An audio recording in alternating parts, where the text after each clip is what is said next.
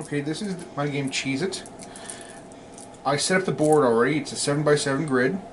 Currently just used unmarked cards and card sleeves. I didn't actually print out backs for these. So when you have these cards, just use a blank side up, and on the other side, put an X. Alright. The game is two objectives. The man has to catch the mouse. The mouse has to get cheese. The cheeses are going to be big cheeses, which are these circles, and these small cubes. These are the small cheeses, these are the big cheeses. Alright, to win, the mouse has to get 2 big cheeses and 2 small cheeses, or it has to get 3 big cheeses. Alright? At the beginning of the game, the man starts in the center of the field. Then the cheeses are going to be placed down around the board. So they're going to be divvied up. 2 big cheeses to the man and 2 big cheeses to the mouse player, and the mouse starts. So he places over here, and then the man places. It has to be at least there has to be at least 2 spaces between them. So he could place here, but he couldn't place here. So he's going to put over here. Mouse is going to put over here, and spread it out a bit. Yeah, that's good enough. The small cheeses. These are cubes, and these can go anywhere as long as they're not directly next to another cheese. So it could go here, and down here, and up here, here. So the mouse wants to spread them out, and in this case for the cubes, it's the man gets 2 and the mouse gets 3 cubes. So the mouse gets the majority of the small cubes to put down. So there's a little bit more control over where the things are on the board. Alright, then the mouse goes and he's going to put down 3 cards in a single player game. He's going to put down 3 hidey holes and a hole in the wall. Alright? The hole in the wall is where he starts. The hidey holes are safe spots on the board as long as they're face down. Alright? Just says hidey hole up top. On your version, it should actually say on the bottom. Alright. So, at this point, the human player closes his eyes, and the mouse takes cards off the board and replaces them. Now, with cards, you have to make sure it looks roughly in the same position, but you can adjust as you go.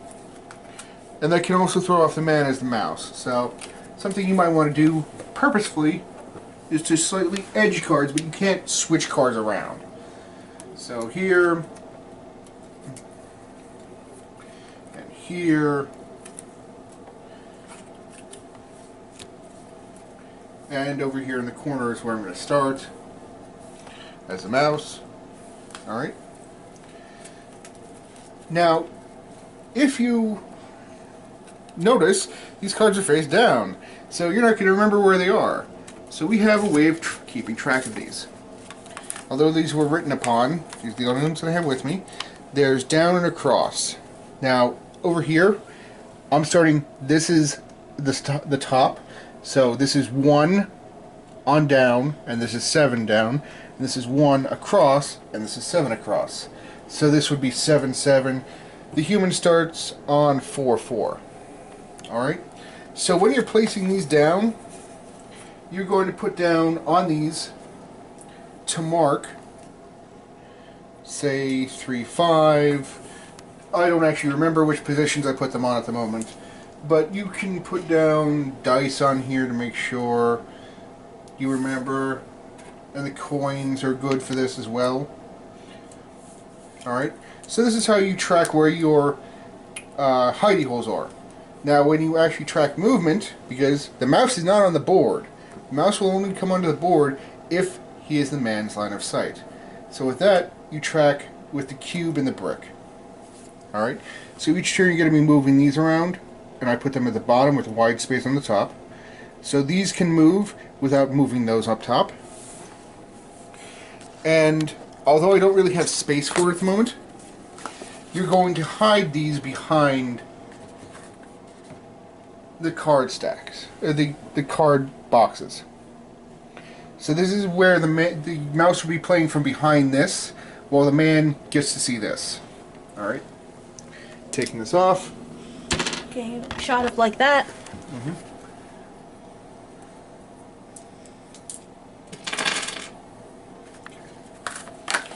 After the mouse is put down, the man gets to put down 2 traps. He gets to start with 2 snap traps. These are one of the 2 types of traps that the man has. He can put these under cheeses. And he does the same thing the mouse does. He takes a card entirely off the board and replaces it. Puts the cheese back on top. Choose the right direction. Puts the cheese back on top. These cards are gone from the game.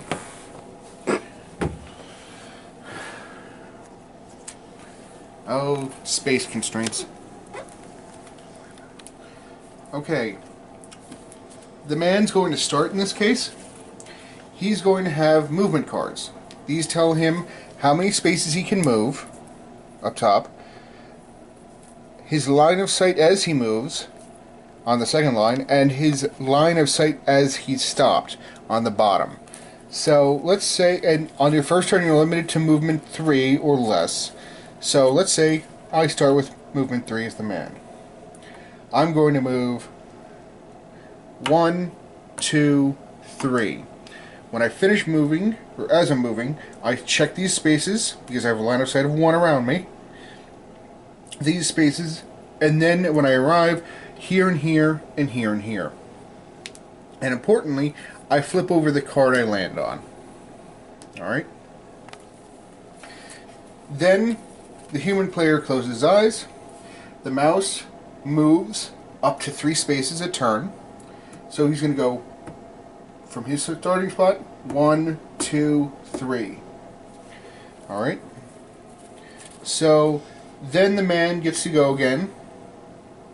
The man plays down a different movement card. He doesn't get this back until after he plays his next movement card.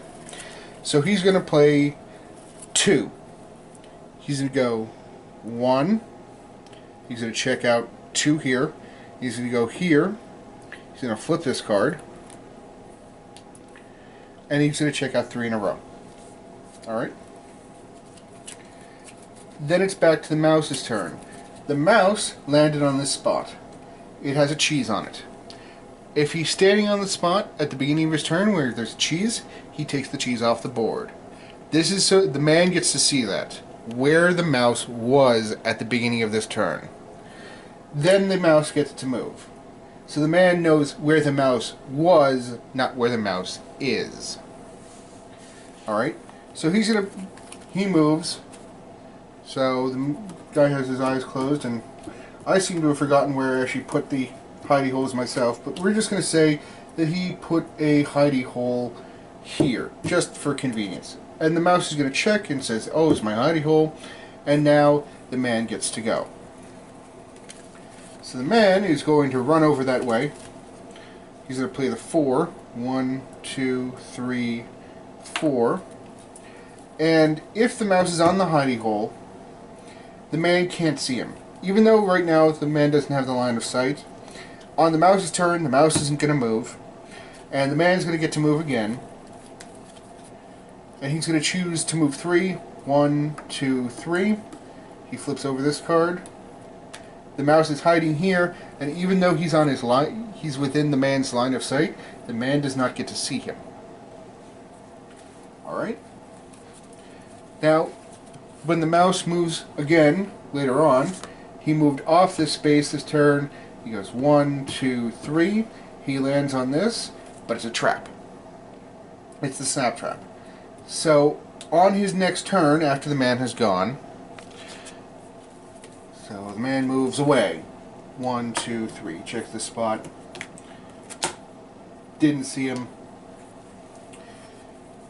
The mouse now reveals he takes the cheese off and he flips the trap face up, and at this point when he's hit with a snap trap, he has only 2 movement that turn.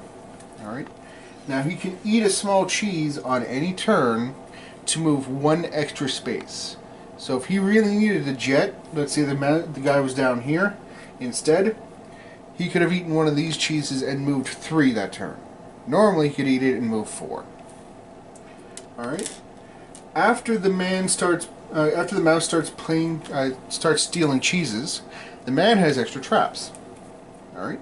Throughout the game, he can add more traps to the board. Anytime a cheese is removed from the board, or on any subsequent turn, he can put down either snap traps under other cards, or he can place down glue traps. Glue traps are walls. The man can move through them, the mouse cannot. So let's say that snap trap went off. He knows that this happened, he already moved, but he can place something here. And the glue traps are always played face up, so the mouse knows he can't move through those spots. Alright, the game continues until the mouse has either the cheeses he needs to win, or the man steps on him. So 1, 2, 3, 4, 5. That's where the mouse was that turn. And the mouse is captured.